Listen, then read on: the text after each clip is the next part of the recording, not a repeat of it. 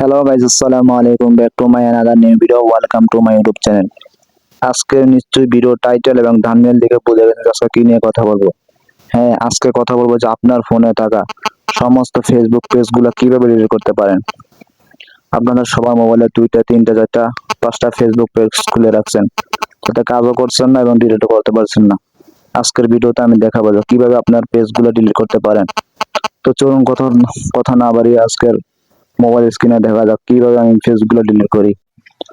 আপনার পেজগুলো ডিলিট করার জন্য সর্বপ্রথম আপনার ফোনে থাকা ফেসবুক অ্যাপস ওপেন করে নেবেন।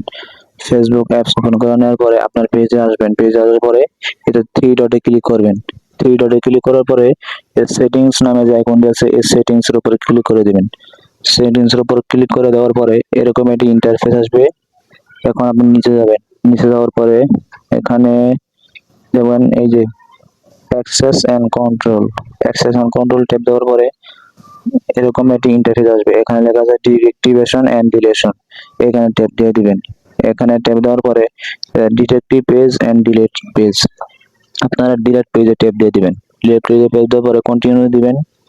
কন্টিনিউ দেওয়ার পরে এখানে আবার কন্টিনিউ দিয়ে দিবেন। এখানে কন্টিনিউ দেওয়ার পরে এখানে আবার কন্টিনিউ দিয়ে দিবেন। কন্টিনিউ দেওয়ার পরে এখানে এই যে এখানে মূল হচ্ছে এখানে আপনার ফোনের ফেসবুকের যে পাসওয়ার্ড, সেই মূল পাসওয়ার্ডটা এখানে লাগবে। এখানে পাসওয়ার্ড দেওয়ার পরে ট্যাপ দেওয়ার পরে আপনার ফেসবুক পেজ যেমন ডিলিট হয়ে গেছে। তো এই ছিল আজকে ভিডিওর মূল টপিক। এই ভিডিও দেখে যদি কোনো উপকার হয়ে থাকে আপনার, অবশ্যই আমার চ্যানেল লাইক, কমেন্ট, সাবস্ক্রাইব করে পাশে থাকবেন। ধন্যবাদ। আসসালামু আলাইকুম।